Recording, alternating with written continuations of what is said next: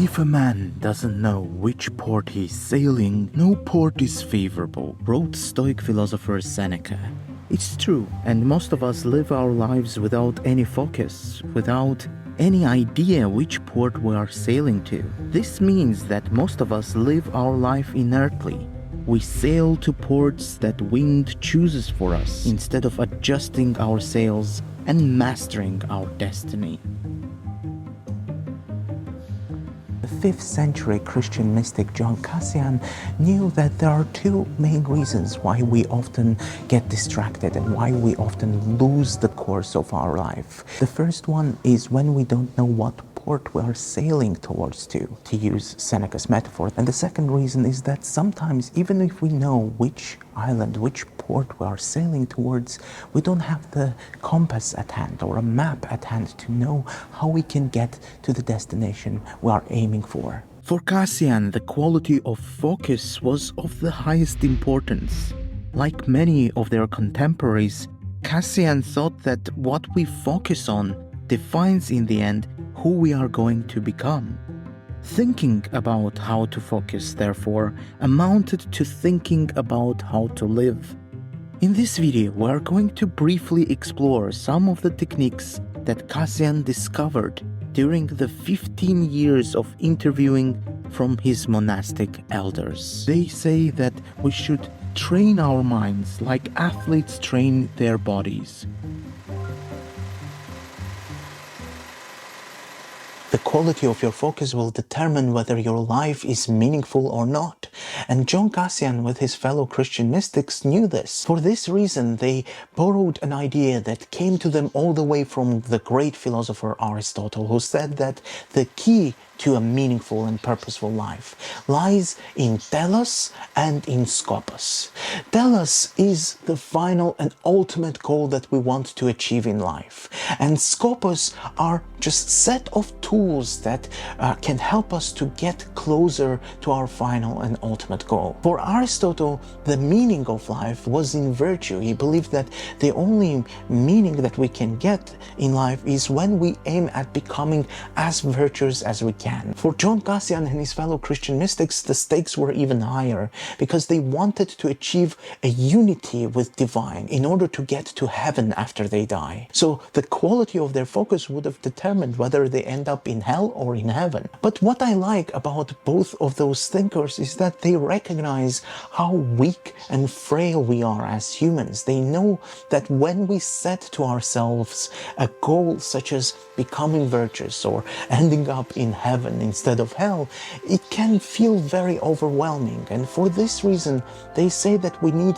scopos, or a set of small, repeatable tools that can bring us closer to our grand goal, that will make that grand goal visible and tangible to us. The next 3 steps that we are going to discuss in this video will bring you so close to having incredible and fiery focus. I believe those 3 tools alone help us to become more attentive, more meaningful. They reduce our inertness and make us more intentional.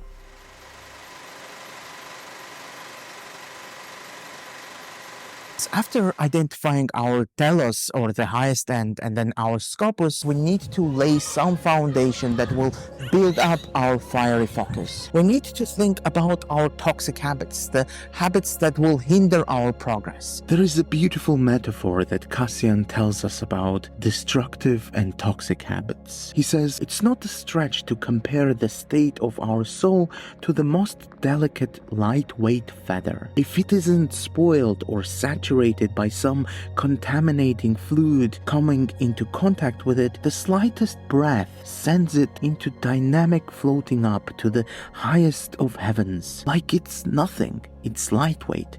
But if it is weighed down by some liquid that was sprinkled or poured on it, the weight of the fluid it has absorbed will press it down to the depths of the earth. So for this reason, the first thing that we need to do is to eliminate anything that can hinder your progress. In case of my reading habit, I try to read in places like this when weather allows me to, because everything here is calm, peaceful, and it allows me to focus.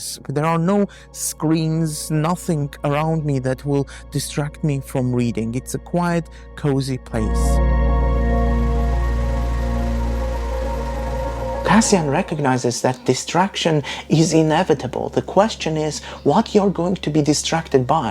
Is it going to be something beautiful or something ugly? John Cassian says that our mind is like a millstone that is propelled by water. The mechanism will work consistently and constantly, but what will it produce will depend on what you put in that mill. If you put something that in the end will help you to bake bread and nourish you, then that thing will be helpful. But if you will put into this mechanism, into this millstone, something that is a dirt or a soil, then in the end what you will get would be something poisonous, something that will make you feel worse. So furnish your soul with beauty, and when you will get distracted, you will still be full of nourishment for your soul. You will still feel elevated and happy and meaningful. The third thing that is extremely important, and I think we kind of completely have forgotten about this in our modern world, are the use of mantras. The secular version of a mantra is something that will bring your distracted mind back to its headquarters. What I mean by this is that in my personal example, several years ago, I started learning poems by heart. I noticed that each time when I feel distracted, when I recite a poem in my head, it kind of brings me back to my own thoughts. Recently, I've been learning by heart a poem by John Keats, The First Look Upon Chapman's Homer, and each time I recite that poem, it brings me back to my own thoughts. Create those kind of mantras for you. It can be just a single quote by a Stoic philosopher such as Marcus Aurelius or Seneca that you learn and you remember and then you repeat it. This is something that Buddhist monks also practice. They have certain sounds that are aimed to return them to mind headquarters. Those three techniques of the removing toxic habits, of building your inner citadel, of having mantras are incredibly powerful in themselves. They will give you a chance to return your focus. But this is not all.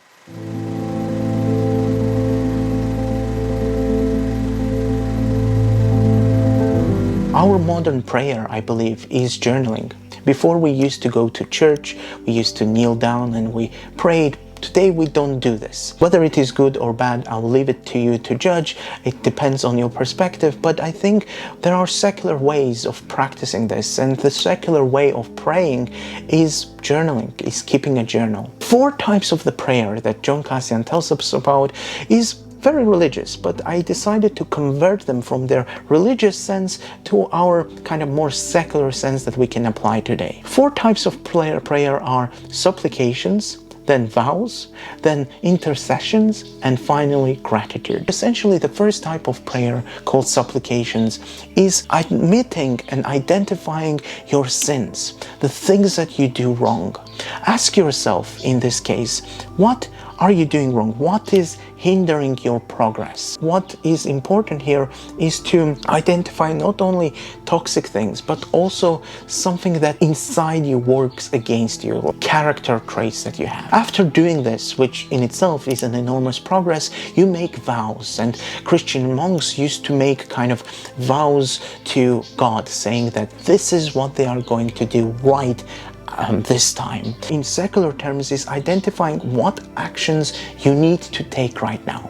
What is it that you need to do right now after you removed all the bad habits and you fixed your character traits? When you will notice that you're making progress, that you're making your first steps towards your goal, Cassian says that we need to teach and come to help to a fellow human being who suffers from the difficulties and hindrances that we had. The great Stoic philosopher Seneca, he said that we learn by teaching. And the fourth and the final thing, I would like to bring you an example of people who messaged me and said that they started journaling after watching my videos, and they've been journaling for several months.